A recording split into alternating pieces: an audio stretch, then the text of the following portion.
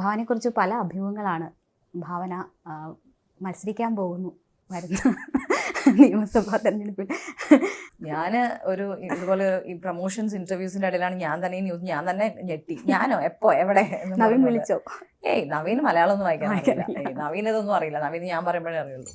അപ്പോൾ അത് എനിക്കും ഭയങ്കര ഒരു സർപ്രൈസിങ് ആൻഡ് ചിരി വന്ന ന്യൂസാണ്. അത് ആരാണ് അത് തുടങ്ങി വെച്ചതെന്ന് പോലും എനിക്ക് അറിഞ്ഞുകൂടാ. അത് അങ്ങനെ അപ്പം തന്നെ ഞാൻ ഫേക്ക് ന്യൂസ് ആണെന്ന് പറഞ്ഞ് ഞാൻ ഇൻസ്റ്റാഗ്രാമിൽ ഇട്ടിട്ടുണ്ടായിരുന്നു.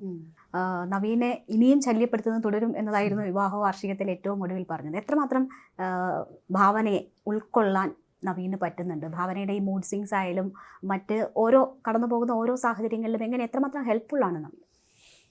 മേ ബി നമ്മൾ രണ്ടുപേരും ഒരു മെച്ചുവേർഡ് ഇൻഡിവിജ്വൽസ് ആയതുകൊണ്ട് തന്നെ ഒരു സ്പേസ് റെസ്പെക്ട് ചെയ്യുന്ന ആൾക്കാരാണ്. അപ്പോൾ ഈവൻ നവീനും പ്രശ്നങ്ങൾ ഉണ്ടാകുമ്പോൾ ഞാൻ എന്തെങ്കിലും വിളിച്ചു കഴിഞ്ഞിട്ടുണ്ടെങ്കിൽ ബുജു ഞാൻ തിരിച്ചു വിളിക്കാം എന്ന് പറയുമ്പോൾ ഞാൻ ഓക്കെ എനിക്ക് മനസ്സിലാവും. അപ്പോൾ ആ ഒരു സംഭവം എന്തായാലും ഉണ്ട്. അത് മേ ബി ആ ഒരു നമ്മുടെ ഒരു ലവ് റിലേഷൻഷിപ്പ് കഴിഞ്ഞ് കല്യാണത്തിലേക്ക് എത്തി ഇപ്പോൾ ഒരു ഹസ്ബൻഡ് ആൻഡ് വൈഫ് എന്നുള്ള രീതിയിലുള്ള ഒരു മെച്യൂരിറ്റി അങ്ങോട്ടും ഇങ്ങോട്ടും അറിയാൻ പറ്റുമല്ലോ. അപ്പോൾ അത് തീർച്ചയായിട്ടും എനിക്ക് അങ്ങനെ ഒരു സ്പേസ് തരുന്ന ഒരാൾ തന്നെയാണ് നവീൻ.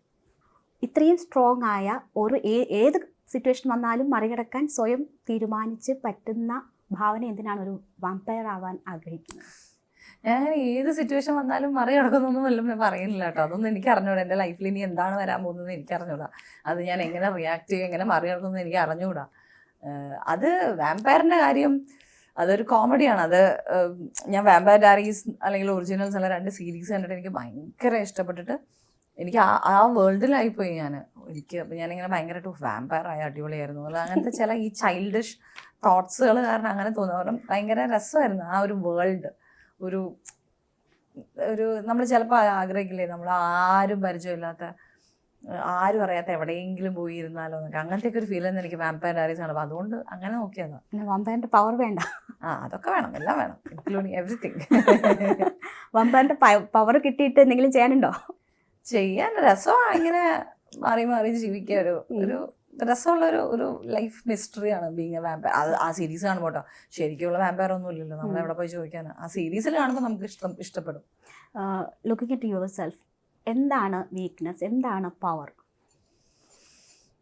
പവർ എനിക്ക് തോന്നുന്നു എൻ്റെ ഫാമിലി ആൻഡ് ഫ്രണ്ട്സ് ആയിരിക്കും.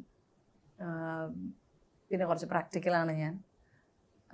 വീക്ക്നെസ് എന്ന് പറയുന്നതും അഗെയിൻ ഫാമിലി ആൻഡ് ഫ്രണ്ട്സ് തന്നെയായിരിക്കും. പിന്നെ ഓഫ്കോഴ്സ് എൻ്റെ കരിയർ കുറച്ച് നമ്മൾ ഇത്രയും ചെറുപ്രായത്തിൽ തന്നെ നമ്മൾ വർക്ക് ചെയ്തുകൊണ്ടിരിക്കുമ്പോൾ നമുക്ക് ഈ ഒരു കരിയറോട് ഭയങ്കര ഇത് തോന്നുമല്ലോ. സന്തോഷമായാലും സിനിമയിൽ അഭിനയിക്കും, സങ്കടമാണെങ്കിൽ സിനിമ കാണും, അങ്ങനെയാണോ ഭാവന? അങ്ങനെയല്ല. സന്തോഷമാണെങ്കിലും മൂവി ചെയ്യുന്നതിന് ഇതൊന്നും ഇതേ അല്ല കേട്ടോ, ബാധകമേ അല്ല. മൂവി ചെയ്യുന്നത് നമുക്ക് കഥ കേട്ട് ക്യാരക്ടർ കേട്ട് ഇഷ്ടപ്പെടുമ്പോൾ നമ്മൾ മൂവി ചെയ്യുന്നു. സന്തോഷമാണെങ്കിൽ എനിക്ക് തോന്നുന്നു എന്തും ഷോപ്പിംഗ് അല്ലെങ്കിൽ ഫ്രണ്ട്സിൻ്റെ കൂടെ ഈവൻ നല്ല ഫിലിംസ് കാണുക.